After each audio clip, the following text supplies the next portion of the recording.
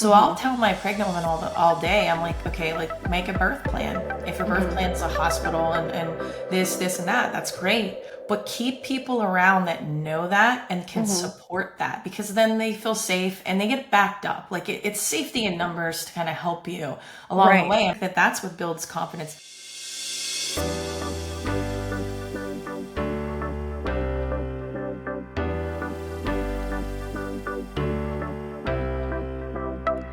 Hey everyone, thank you so much for tuning in to the Keep Birth Sacred podcast, where we honor the sacredness of the motherhood journey.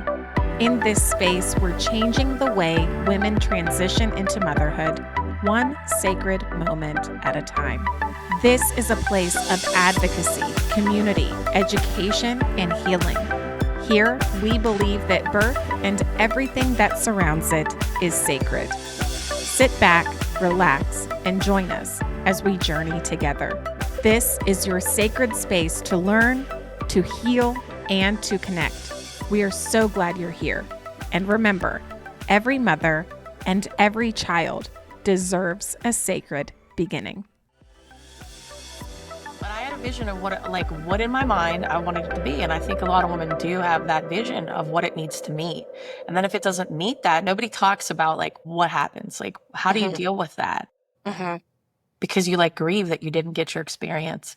Maybe not everybody feels that way, but like for me, that's how I felt, especially because it didn't work out like my vision of how I wanted it to be. And I have 3 healthy kids. So, I mean, I guess that should just be the choice. I mean, I also realized too, though, like my vision isn't my patient's vision. You know, some people, they don't want anything of what I did. They like look at me like, oh my gosh, why would you do that? I want to be in a hospital. Hospitals, I'm like, if you cut my hand off, that's when I'm going to go to the hospital. But that's just my perspective, you know? So I try to meet people where they are and what they want to know about the experience. And that's pretty much how we go about it. Welcome everybody to the episode. I'm here with Tiffany today, and we've got a good, unpredictable conversation. Yeah, there'll be lots.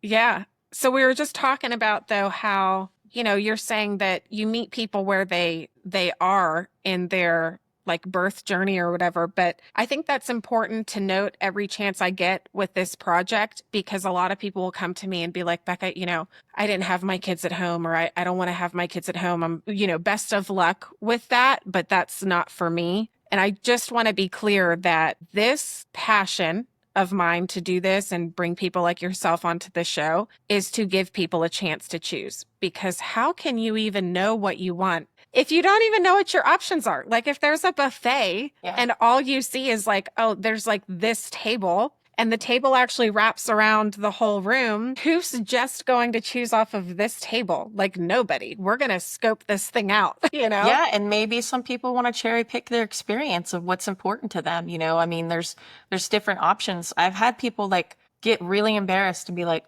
I've had a C-section. I'm like, right.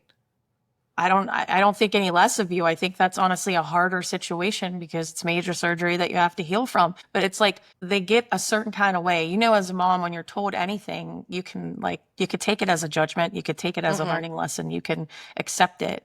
But I think there's often that stigma to be like, oh, I had a home birth suit. Like, I'm cool. Like, I did that. But that's not really how it should be. I mean, my hospital birth, I still had a baby and he was beautiful. It's just a different experience. And so I think women should have whatever experience they want to have, whatever floats their boat, whatever makes them comfortable, whatever is their vision. That's what should happen. And that's what it should be. Yeah, I totally agree. Could not agree more. I used to say, you know, if you want to have your baby in the woods with a bunch of deer around you, so be it. If you want to have your baby in your bathtub, okay. If you want to have your baby in the hospital with your favorite OB, love that for you. Yeah. But did you choose? Do you know what the benefits and risks are, the alternatives are? Or did you feel like, kind of how you were saying, did you feel like you just kind of got maybe like swept away in the mix of it and you were just shuffled along, or you did what somebody told you to do, or you were afraid to speak up. And, that's why we're here, is to just lay it out, hopefully sprinkle some little fairy dust around, and people be like, well, wait a second, I can do that. Or I can even ask for this alternative while I'm in the hospital, or I can be more comfortable in this way, or, whatever. So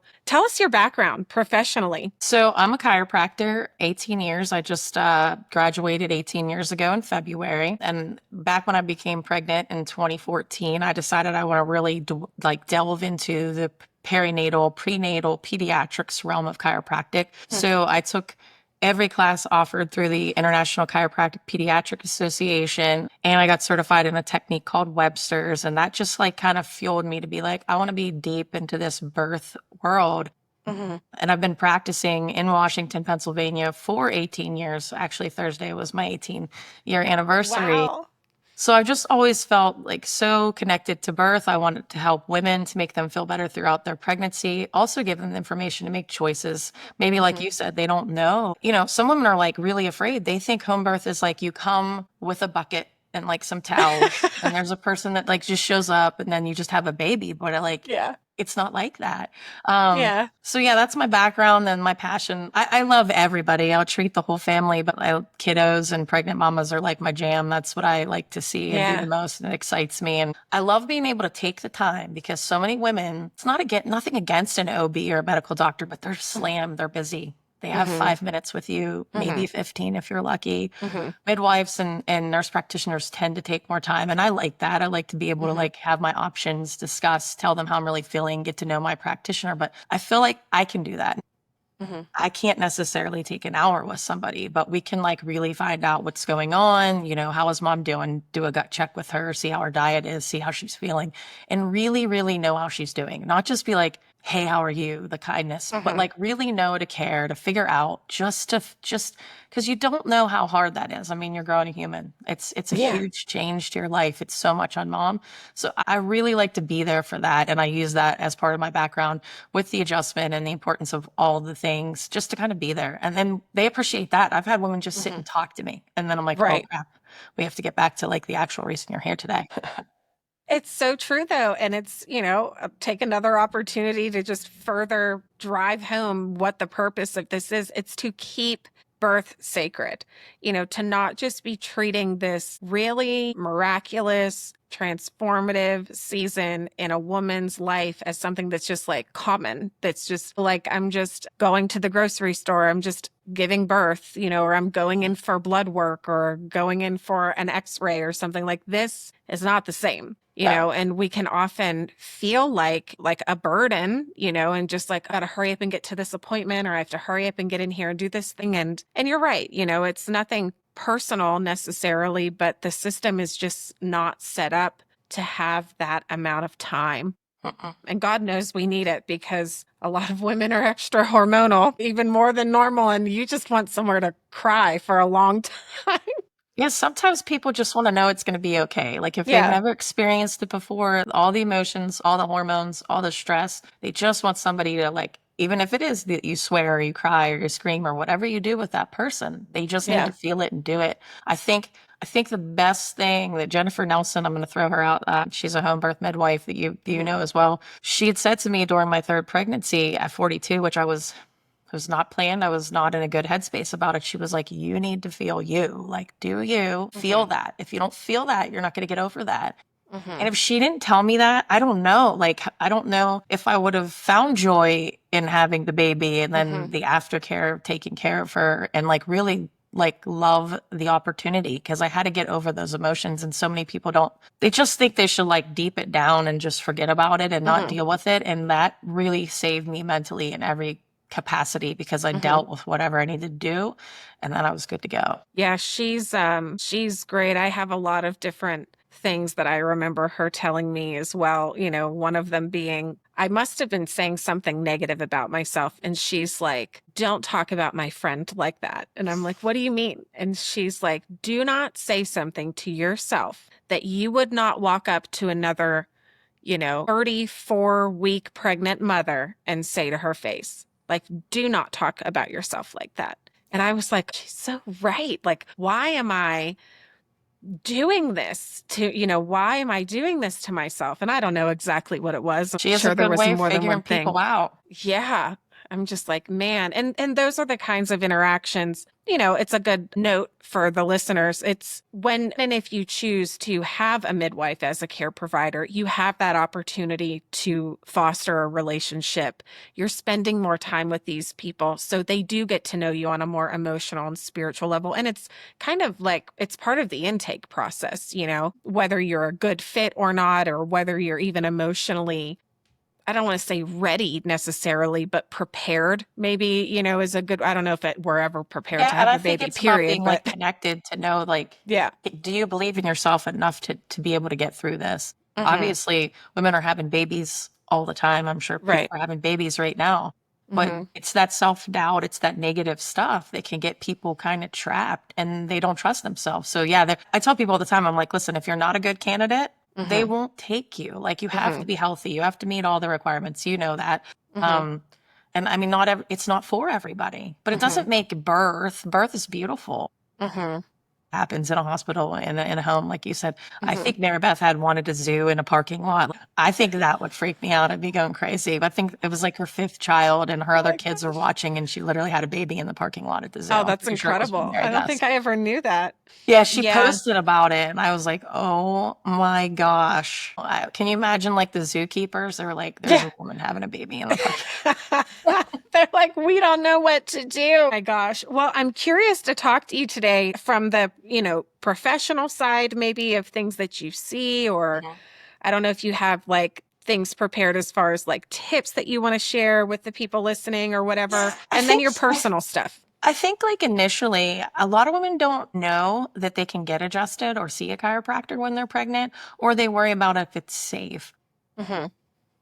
or they think that they have to be in pain. Like, I think one of the points that I like to drive home about chiropractic is the premise is to correct the spine so that everything can function properly. If the spine isn't in line, then everything can work better. So, mama's back doesn't hurt, like, that's a good consequence, but you're going to Hmm. be able to like digest food better, sleep better, Hmm. go to the bathroom better, everything better, even mental and emotions. So like that initial foundation of how it affects the nervous system positively, like that's why you should want to go to the chiropractor and not suffer and not wait till you're like 36 weeks in that last home stretch and be like, I'm dying. My Yeah. back is killing me. And it's so helpful. Like I know I'm biased because I'm a chiropractor, but I can't imagine not getting adjusted when you're growing a baby because Hmm. of so many changes throughout your body. You're not only gaining weight, but you have hormones that are releasing like relaxin, and everything is changing. Everything Hmm. is, sometimes it hurts, sometimes you feel okay, but just being able to check in to kind of make sure that you're functioning optimally, like the nervous system is so important. So that's like the biggest thing. And it's safe. Hmm. It's safe, it's effective, it's safe for baby. A lot of times women like to hear this. It can cut your labor time in half. Like who wants to labor? Like laboring less would be a bonus, right? Hmm. Decreasing your pain and all of those things. So, like for me, I mean, obviously, it's a part of my lifestyle. I get adjusted whether I'm not pregnant. I get checked and make sure that my body can function optimal. I always say to people, like, is it normal or is it optimal? Do you want to function at your highest, best potential, or do you just want to like skirt and skate on by? Because I know I don't want to do that. I want to Hmm. try to like be at my best possible through anything, Hmm. especially birth, because it's not a sprint. It's an absolute marathon. Right, right. So for somebody who has like never gone to a chiropractor at all, and maybe they're listening because they're like, I'm pregnant or trying to get pregnant, or even somebody who has a newborn, what would you tell them as far as if they're afraid, or what to expect in their first So session I with would you? tell them what I would tell anybody shopping for a medical doctor, a chiropractor, a massage therapist, an OB. You have to trust your provider. So if you're not going to trust that person, then it's not going to be a good working relationship. If you Hmm. trust and value that they know what they're doing. And I do caution people, I like chiropractors who have extra training because they just assess the spine. If you're talking about pregnancy, they do more things. It's no offense to other chiropractors, but there are other checks and balances and assessments that are done, things are done differently and corrections are better. Even just the way that you look at somebody walking into the room, if you Hmm. know what you know, then you're easy to spot those kinds of things. So if you're afraid, then you need to find somebody that you link up with that you Hmm. can ask questions so that you can trust them. So like I have a lot of people who are like, I don't want you to adjust my neck. I get that a Hmm. lot. And I understand people think like Steven Seagal movie, I'm going to adjust you. And next thing you know, you're going to be paralyzed. And Hmm. that couldn't be further from the truth. Our malpractice insurance is probably cheaper than most people's car insurance because we do examinations, we do screenings.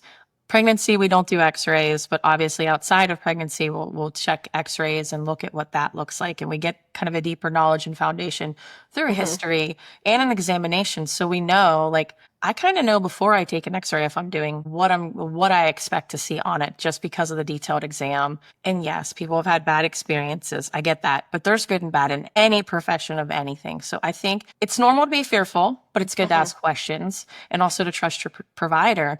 And this is like a point I tell all my pregnant women. You can fire your provider. You hire them. You can also fire them. If they're not Hmm. meeting your needs, your expectations, and you're feeling like you don't have like that trust, that bond, if you're 40 weeks and your OB is putting a bad taste in your mouth, get rid of them. Find somebody Hmm. else. Somebody Hmm. else will be there. You'll find somebody else that is better suited for you and you'll have a much better experience. People are so afraid to do that. If, Yeah. if I'm not your person and you don't like the way I adjust or what we talk about, then find somebody that does right by you.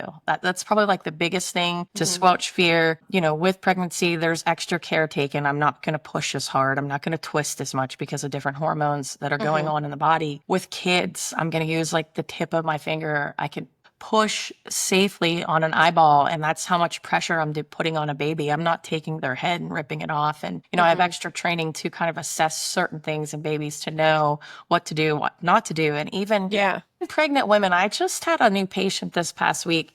She's a young girl and she had bilateral surgery for hernia. So she has Okay. mesh in her body. She was seeing another chiropractor, somebody not as trained in pregnancy, and he was doing some questionable adjusting that I wouldn't do, a lot of twisting, and she's got mesh and all kinds of things in her spine. Not in her spine, but in her hernia, in her I can't even talk about her groin region. So I Hmm. mean, I didn't talk negatively. I wasn't like, hey, I just said, I don't do that. I wouldn't do that. And well, Hmm. here's what we're going to do. And we're Right. still able to get those results.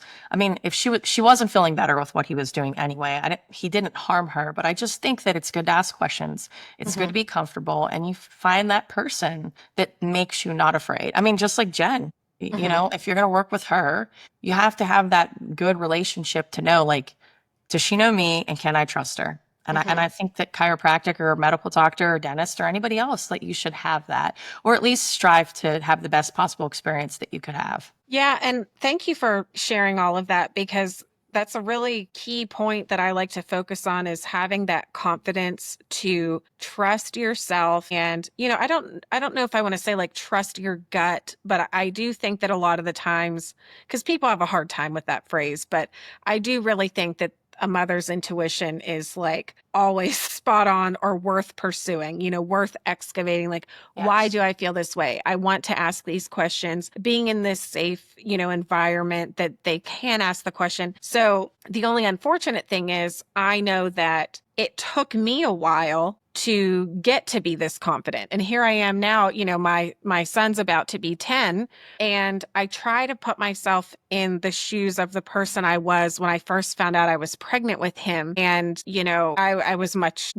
different. I didn't know as much. I didn't know how to talk about these things. So I'm curious too you were already practicing prior to becoming a mother. So do you feel like I'm sure you still grew in your confidence, through your birth. So I'm curious to have you talk about that, for somebody who is a new mom for the first time, or maybe they're trying for like a VBAC or something and they want to be more confident this time and kind of like demanding from their providers what they want.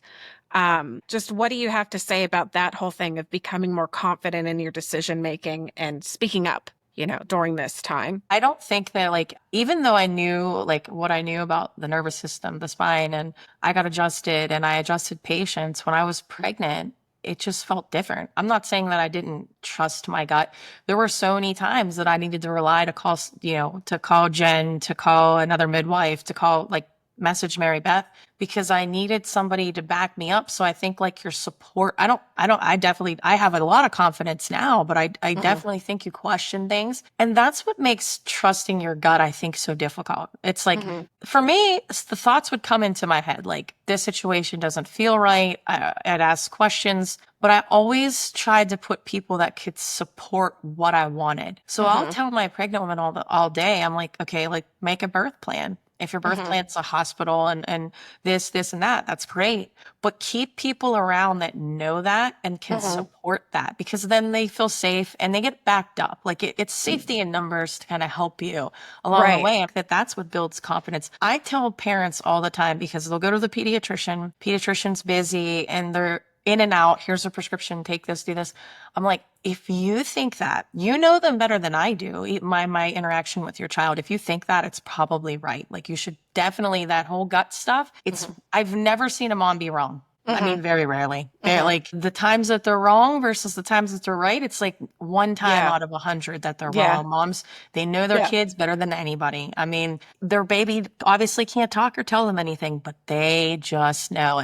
It's sad that people can't trust themselves out the gate, but I definitely didn't trust myself all the time. I mean, you question things and you doubt yourself. And Mhm. that stinks. But over time with making decisions and surrounding yourself with the best support and the people that build you up, that's what you need. I think you need that in life, regardless of birth or what the situation is. Mhm. Yeah, and we talk about that. I don't know if you've ever seen me post about the village, but this, group of women that it's not been the same group, over all of these years, but the meetings have taken a bit of a hiatus and I actually just had my first one in a long time last night. And it was such a great reminder because some of my original like OG village girls were there, but our kids are, they're obviously still young, but they're getting older. And now we have this like new wave of people. And it's not just for moms, it's mostly for women. We've had some men join us too over the years. But, I'm just like, man, no matter what, no matter where, no matter how old we are, how old our kids are, or like what is going on, there is just this total gap of support.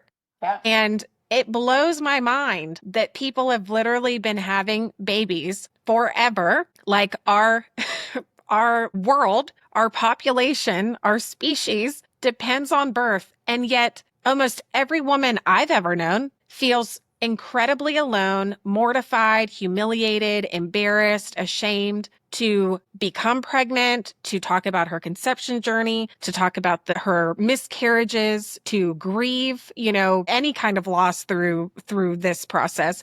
It's just like so taboo. And you're feeling like you're so alone. And I'm like, what is going on here that we don't more openly talk about that part? And then plus a lot of the conversation last night was now how do we balance our relationships with our boyfriends, our husbands, our children, our career, our divorces, our friendships, our own parents, our own siblings. Like it's just unreal. So, that little tangent was just more so of, hey, sometimes your support system isn't necessarily going to be the same your whole life. And you might very well have to, I mean, in my case, had to pay for a midwife out of pocket, pay for Uh-huh. doulas out of pocket, hunt down women who were teaching breastfeeding classes and, find a chiropractor because you might not have these resources readily accessible to you within your own family, like many cultures still do today, and like many people in our culture did,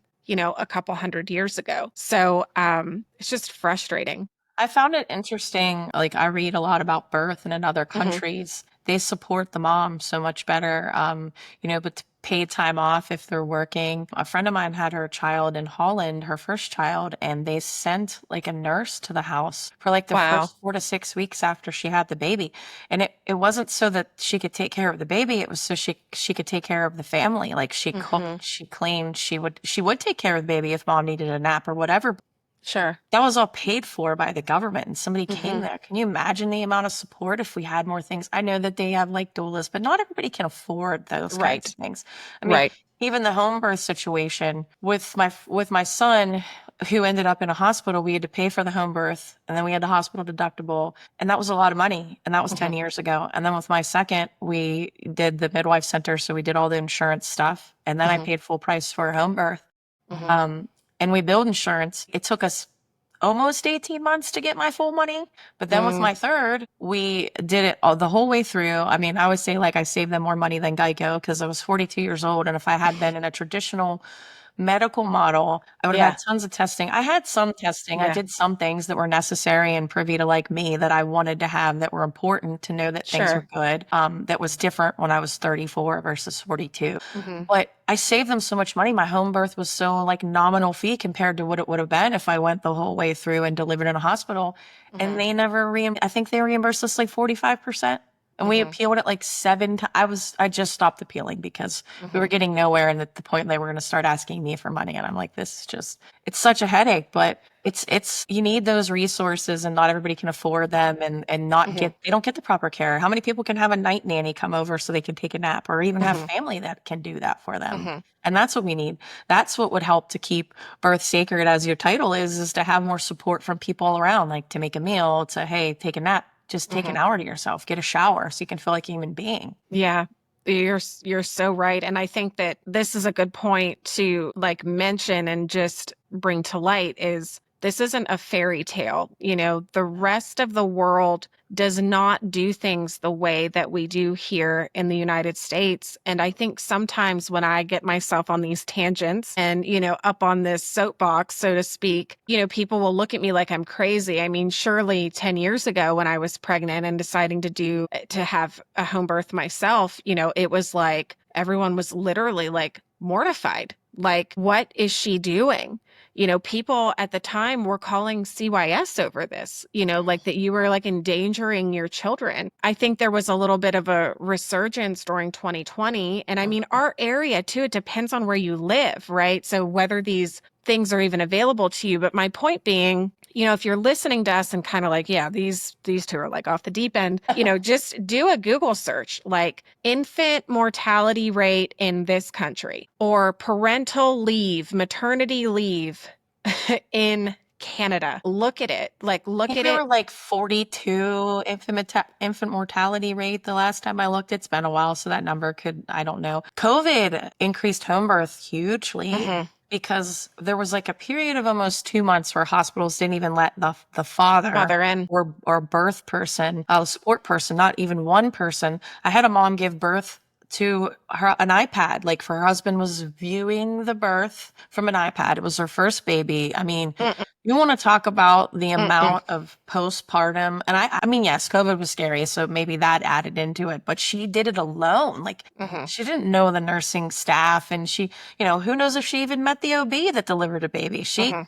she probably came into my office 3 or 4 times and just bawled. Like I had to mhm, like just let her feel it and be that and do mhm, that. And she got better. And yeah, she had a healthy baby. Everything was good, but she didn't have her husband there. So I knew lots of women who never even considered home birth until COVID. And then mhm, they were like, we don't want that situation. Plus it might be scary to be getting COVID whenever we didn't know what it was and be in the mhm. hospital. Like home birth became I mean, I don't know if I think they had to turn people away. They were so busy, at least the midwives I talked to Mhm. during COVID. Yeah, and then it drives, you have people maybe having unassisted births who aren't necessarily the best candidates for it, or they don't totally understand, and the risk isn't totally explained. And it's just an unhealthy situation. It's just a high risk situation when you just have people in a panic, like we all were during COVID. But I can't even talk about I get so irate when I think about how these hospitals were not allowing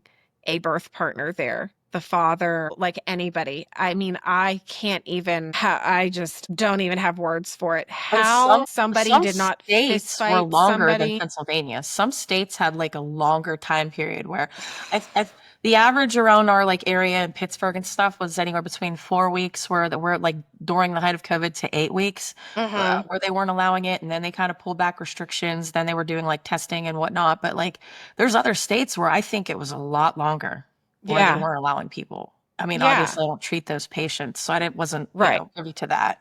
Yeah, and like, to be clear, I'm looking forward to having some dads, share their experiences too and some perspectives of, what both parents go through. And like in that case, I it just disgusts me how, and I'll speak like directly to the fathers, because I know that that's not always the case and, whatever, but how we can just discard the father's feelings, rights, access, all of it.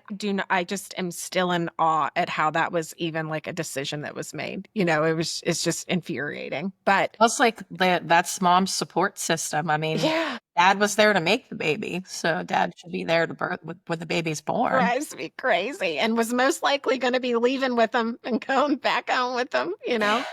Like, True. okay, it just drives me up a wall, just makes me so mad. And it makes me think, if it happened once, it can happen again. And Hopefully not. hopefully not. And hopefully, we can empower families to know what their options are and what their rights are. And man, it's just so infuriating sometimes. So let's say something productive.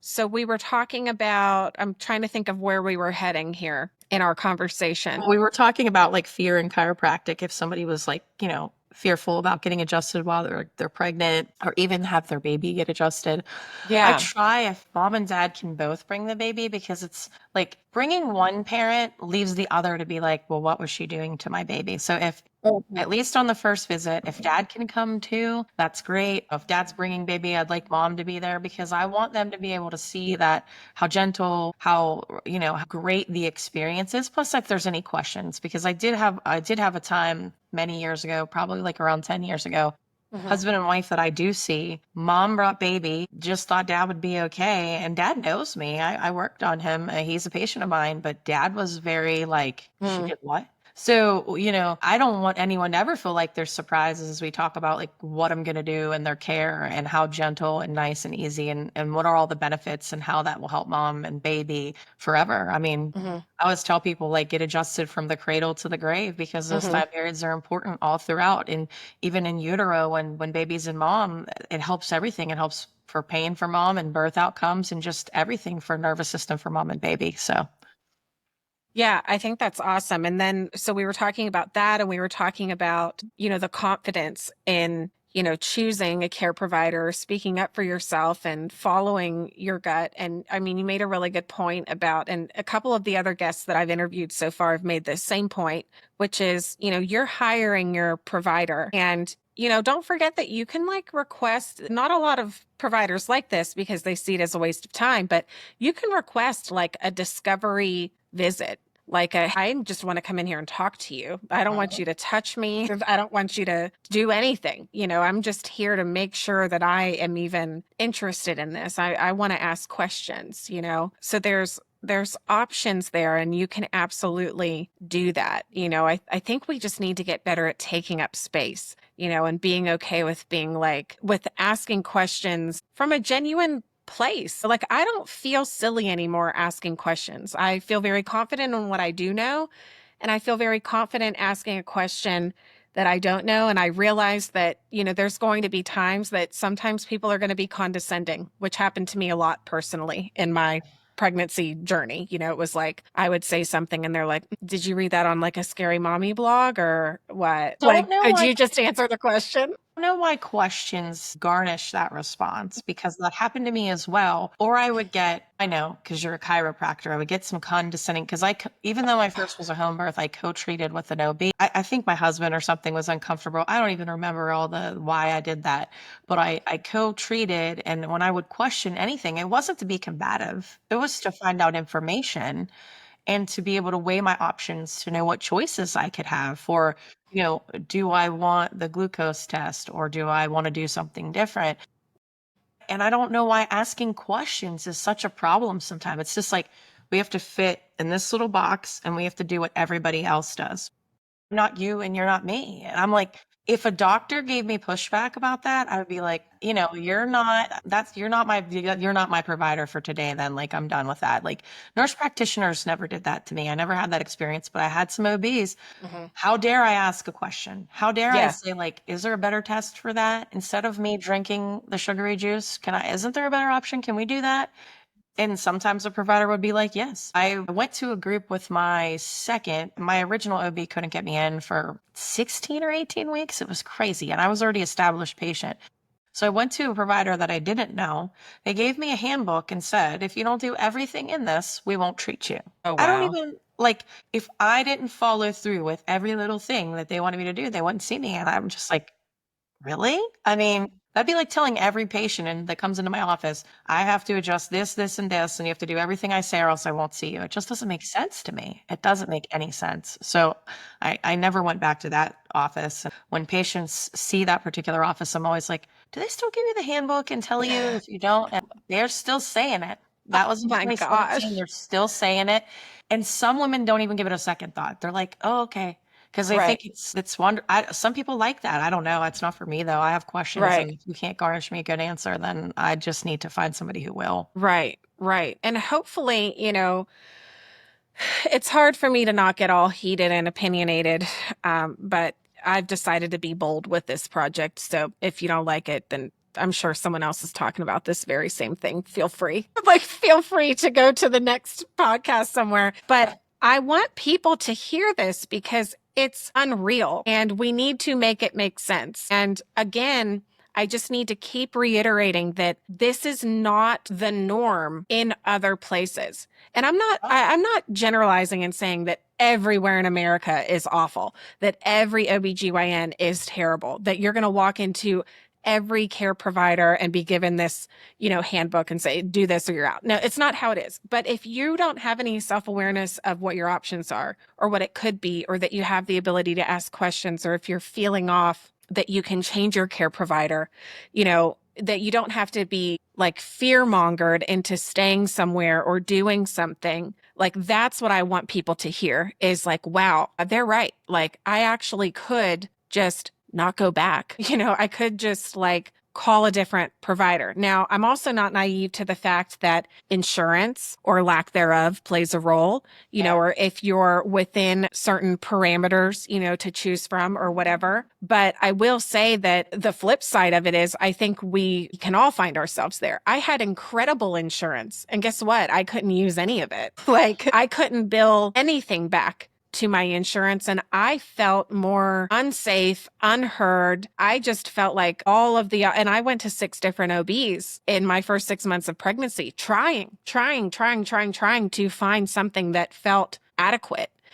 So I think sometimes we would be surprised that if we speak up and if we're direct and if we have that support system, you can negotiate sometimes, and you can negotiate your way into terms that feel safe for you and your family. But what I think Tiffany and I both want to try to prepare people for and prevent is you feeling like you didn't stand up for yourself on the other side of your birth.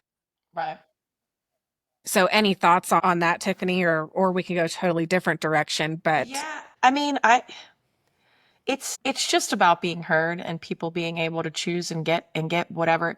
If someone likes the idea of a handbook and everything lined out, maybe that like ticks off all of their boxes, and that's great. Then Mhm, that provider should be good. But I mean, I see it so many times because there is fear wrapped mhm, around the birth process because there's so much unknown. Like, they worry about the health of the baby and what's birth going to be like and the whole thing. And I just don't think, like, as a doctor, you're supposed to be a teacher. So you're supposed to explain things and answer questions. And I just don't understand why it's not okay to ask those questions. It doesn't mean that if I ask a question that don't want that test. Maybe I just want an answer as to why it would be important for me mhm. instead of you do this, you do this, you do this. I don't think it should be like an assembly line, like you were saying when we were talking. I think before it started recording, like we want to have the options to go around like it's a salad bar or some other thing to say like, hey, this is what I want. I want to have a little bit of this in my experience. I want to have a little bit of like that. And in life, you should have the choices to do those, and you should be supported throughout all of that from any Mhm. provider. I mean, it's not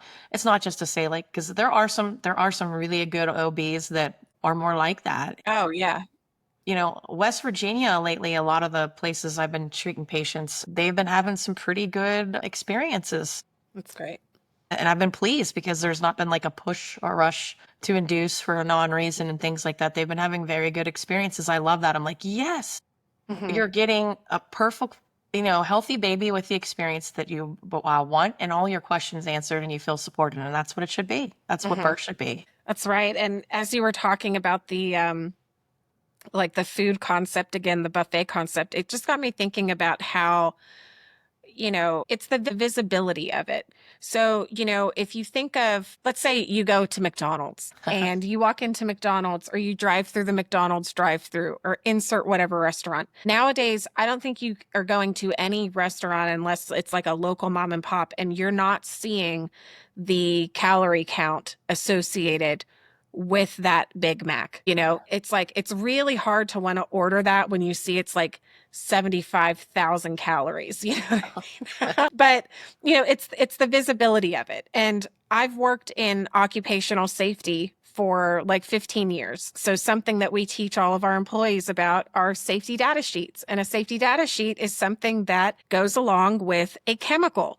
If I'm working with a chemical, my employer has the obligation, the legal obligation to train me on this chemical and to show me this safety data sheet that says, hey, if you ingest this, this is what's going to happen. If you accidentally splash this on your skin, this is what's going to happen. So to prevent that, let's use these gloves and this face shield and da da da da da, whatever, right? I think about this the same way. It's like when you're being offered these, whether they're tests or I'm just going to say these options, why, ask yourself, listeners, like, why are women being looked at sideways when they're asking a question about how it's going to affect them, even if that provider has answered that question a bajillion times? You are a different person, even if you had the same provider 5 births in a row, and you ask the same question. I don't understand why we're having such a hard time with visibility. And to me, it's like anytime somebody doesn't want to answer something or show me something, or I have to hunt for an answer, my antenna go, like my red flags are like everywhere. If that were the case at work, if somebody I worked with accidentally swallowed a chemical or it got splashed in their face or it burned their skin and their employer was like, we can't tell you what that was, that would not go over very well. No, You no, know, it just no. wouldn't go over very well. So think about that. It's like, why are we even being met with that kind of, I don't know. Why is there not more transparency? I guess is a better way to ask the Why question. aren't we allowed to ask the question? It's not to be combative. For me, it's just always for more information or to know why. So why Hmm. is the why such a problem? I don't know. Yeah. So I find as many practitioners, no matter if it's my dermatologist, my dentist, my midwife, I try to find the people that are willing to answer the questions because I'm going to Hmm. have them and I ask them. So most of the people, all the people that I see, they're prepared. They know I'm going Yeah. to ask the questions. Yeah. And that's how I kind of developed who all I see and who's in my group of things. And it makes me feel better about my choices. That's the kind of thing that I think garnishes confidence Hmm. because you're able to ask the question and get the answer. I mean, Hmm. do you want to make any choice based on fear? I don't ever want to Right. be Right. forced or feared into anything. And I try to tell that to my kids because I think it's important that they know that too Hmm. in order to not be manipulated, just to know what feels right and what fits for you. And I mean, that's okay. Like what might fit for me might not be the same for you. So Hmm. just having the options and the availability to do it, I think is really important. And that should be valued and honored across the board. Yeah. So moving on here, did you have any other like notes jotted down that you definitely want to touch Yeah, on? I mean, I was talking about like the nervous system and why everybody should get adjusted and the Yeah. cradle to the grave stuff and why that's so important to me. So like that was like one of my big home note things. I'm gonna like flip this over because this has pretty much a little bit of what I said. Another thing that I think is important that like I'll say to a pregnant woman, none of the OBs around my area or like very few and far between, they don't talk about like diet and recommendations of like I'll be like, how much water are you drinking? I mean, how much protein have you had? And they're like, I don't know. Hmm. They don't know. And I ask those questions because I want them to be able to have a healthy pregnancy, to feel their Hmm. best in corporation with the adjustments and exercises and everything that I might give them during their pregnancy. So I feel like, that's what we need to be doing.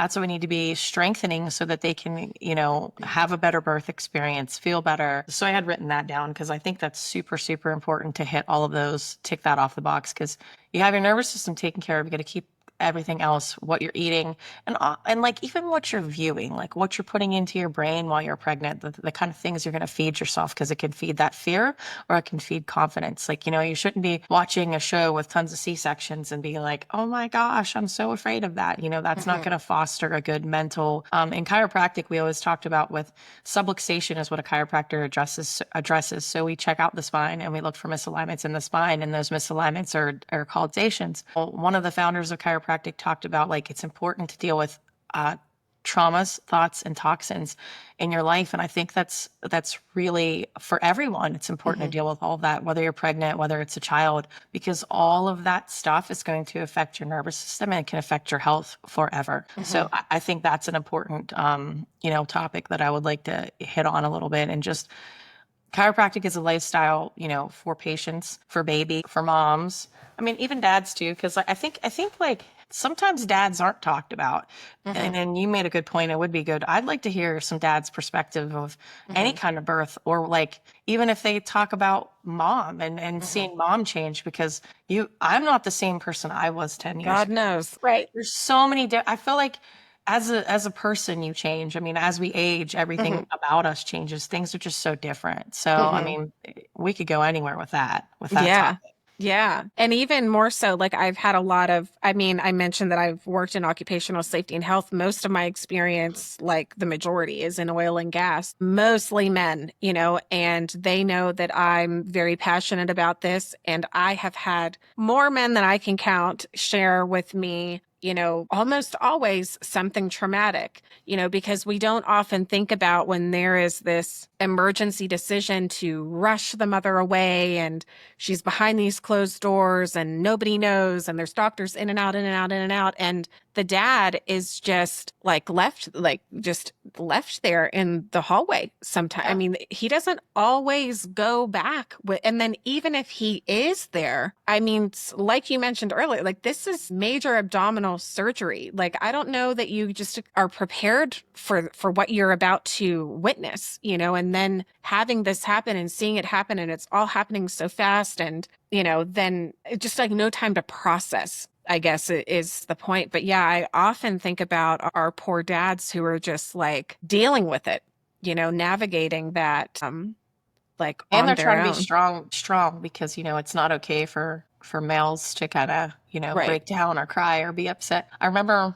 when I had my son in the hospital, we labored at home for 27 hours and I was only at 2 centimeters, and it was a stuck situation. And I Hmm. just was like, I couldn't do it anymore. We had to go to the hospital. So we go to the hospital. After forever of all the things, Pitocin, you name it, I finally get to like the pushing phase. And I'm like, yes, it's here. We're going to have a baby. 4 hours and 7 minutes later of pushing, because my son was face up, which are not supposed to come out that way. So, but I have him. I have him that way because I was so fearful of a C-section. And when he comes out, like they put him up on me, but they realize he's not breathing. They're Hmm. screaming at my husband to cut the cord. There is like blood everywhere. My husband's like blood all over his pants.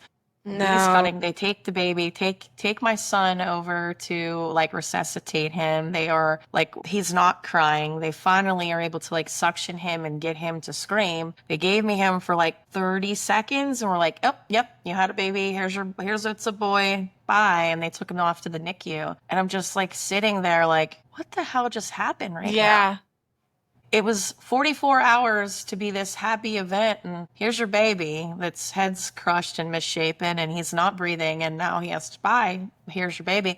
And my husband was sitting there with like blood on him. He was like slipping around in blood. I mean, he was just like shell shocked. Yeah. We've never discussed that. Like I've never, because he's not in like the medical field at all. We've never discussed like any of those things. And that's, I think, what caused him to, with my second, to be like, no, no home birth. Because I think Hmm. he thought that's what we were going to possibly have happen again. It was going to be a scary situation. Oh And then yeah. we ended up having my daughter, my second child, at home. And funny enough, my husband caught her in the bathroom. Yeah. I had two Oh. midwife there, and he caught her. He said this, and I'm sitting there on the floor, and I'm like, he says, "Wow, she feels like a big wet piece of meat." And I'm like, "That's the baby." Like he's called our daughter a big wet piece of meat, and he's like holding her, like, "My gosh, what happened?" And I Yeah. just was like, "Oh my God, I did it! I first I have my baby at home." I just like sat there for a while, but like, so he went from like not wanting to be involved with anything Right. that wasn't a hospital, to Yeah. like not, blood. He doesn't like blood. He doesn't like needles. Not that we were dealing Yeah. with that with home. Yeah. Yeah. And then for my third, we have a blow up pool in the living room in front of the Mm, fireplace, and he's like helping me in the water. Like, I mean, I love he it. dove in. He went from like, I don't want to do it, to now he's just like committed across the board, which is kind of that way with everything that we've gotten him to do. Yeah.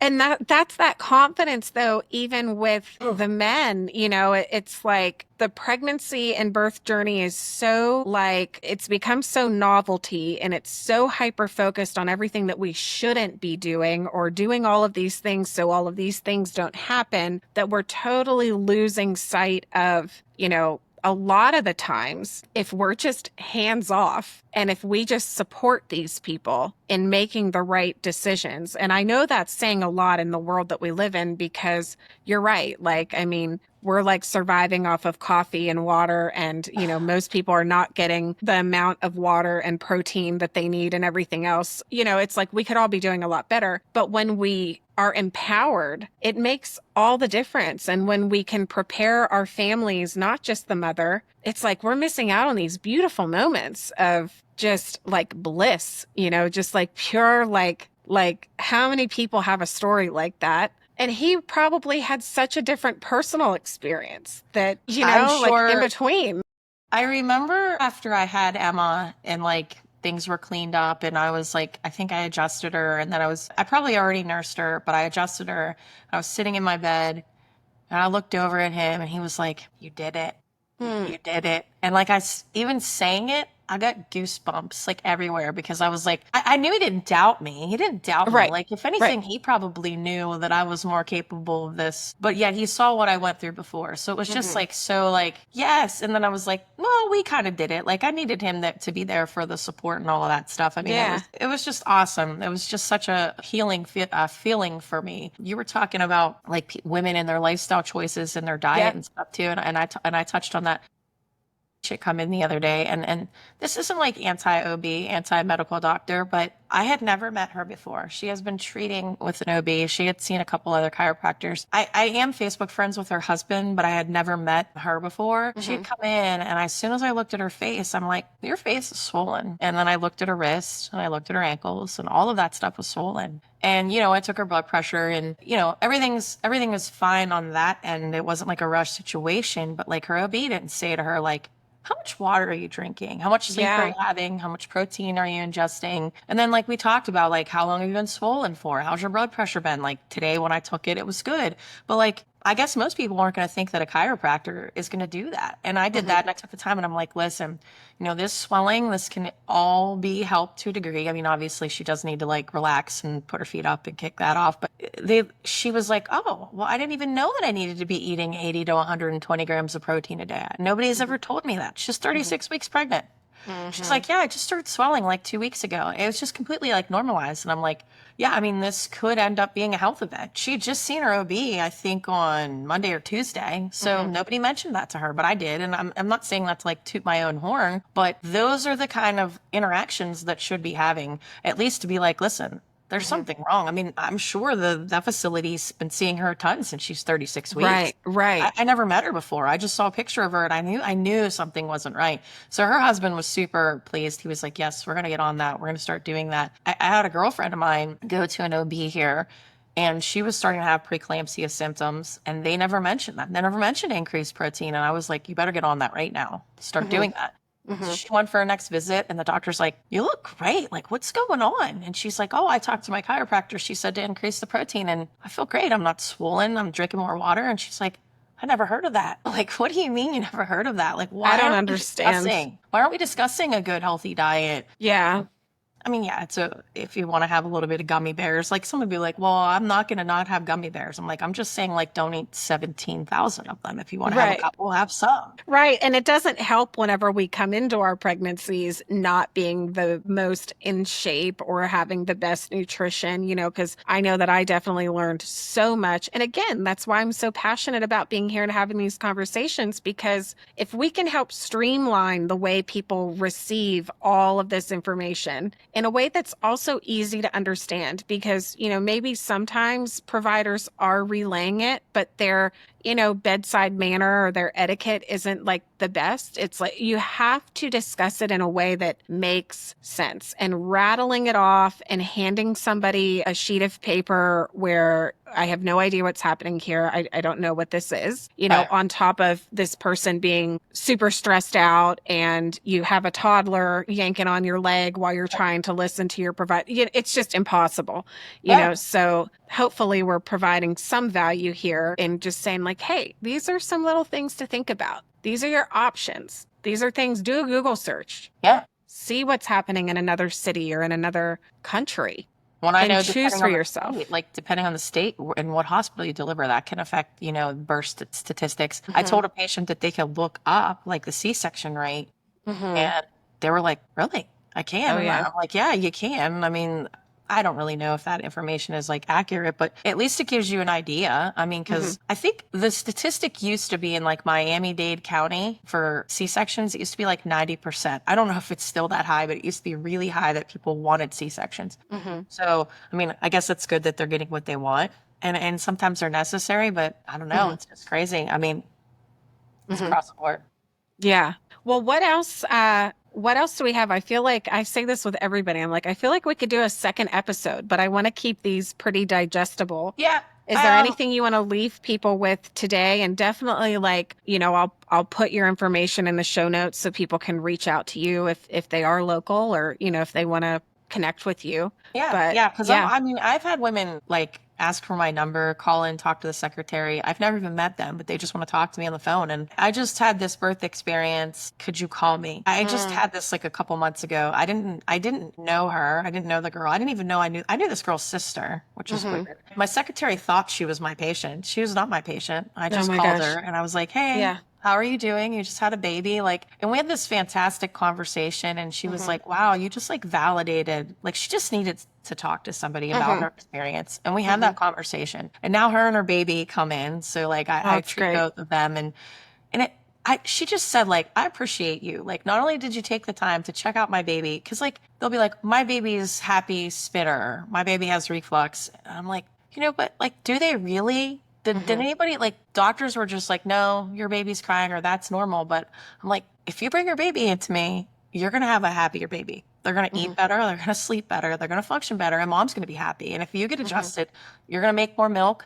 You're going to be, breastfeeding is going to be easier. We're going to address all of those things. And then they're like, "But I didn't know that." So I think like that's what's important. So like I'm there to talk to them about that importance. And then I think also what's skipped when you go to the OB after you have your baby, they give you Hmm. that little questionnaire about, are you depressed? Mm. I remember answering it after I had my son, and I had some postpartum with him. I didn't have it with the other two, thankfully. And I have a lot of theories wrapped around why that would be. But I remember reading the questions, and I knew what I should be answering, Hmm. and I didn't answer it that way because I knew that was going to put me like in the crazy bin of like, this woman has some postpartum. Like, and I Hmm. did, but I was too ashamed to like admit that. And it's because I didn't want to be on medication. I honestly didn't even want to admit that I had postpartum. I just wanted to be like super mom and Hmm. act like I was having the jolliest time of my life. And obviously I do love my son and I did love him, but like at the time, I didn't even feel like myself. Like I'll say to mom will come in and everybody's asking about the baby and they're so Hmm. happy, but mom Hmm. just like she's in it, she's in the trenches and she's feeling it. I've never even met mom and I could see it on her face. Hmm. So I will take extra time, like in that fourth trimester, to be like, "Hey, how are you doing? Like, what Hmm. can we do for you? How can we make your care better? Like, what do you need from me?" And I just think that that's important that nobody talks about that either. Like, how can we Yeah, best take care of mom? Because if mom isn't good, nobody is good. that's right. So I definitely take that time and then, nobody talks about like the pelvic floor situation. And so like we hit on that and we talk about how that's important. Like it's not supposed to be normal to be jumping and peeing your pants just because you had a baby. So Hmm. we go through all of those things and it makes me so excited when I have somebody that comes in. They call me and we talk on the phone and I never see Yeah, them. But when they come in and they get it and it all clicks together and yeah. they know that like their nervous system and their outright most potential is I'm going to have that. I'm going to help their body to do that. And then I'm going to support them across the board any choice, whether it's Hmm. birth, whatever they want. Like it makes me so excited. I'm like, yes. And I had a patient say to me last week, I was like, how's your little guy doing? He's like the sweetest. He just turned 1 the other day, and Mhm. he's been coming to me since he was born. I'm like, how's he doing? I can't believe he's gonna be 1. She's like, he like poops every day now. Like ever since we started to see you, he poops every day. Like he didn't Yeah. do that before. Yeah. Maybe I didn't see him, like maybe he was like 2 months old when I first saw him, but the Mhm. pediatrician told her because she was breastfeeding that was normal. And I'm like, Yeah. normal versus optimal. She's like, it just blows my mind. Like ever since he sees you, Yeah. poops every day. And I'm like, Yeah. you should poop every day.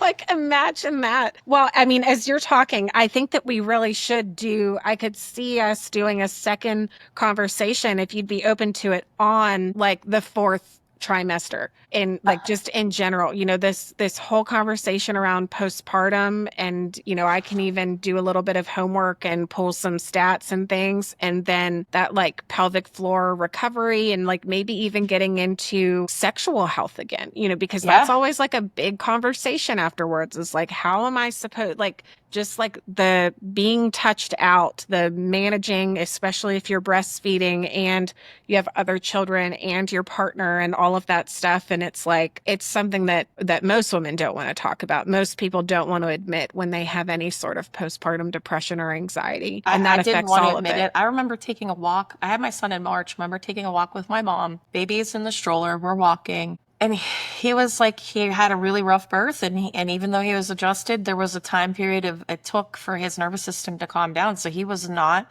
the best infant initially. It took a little time. It took things, it took a lot of things for him to like calm.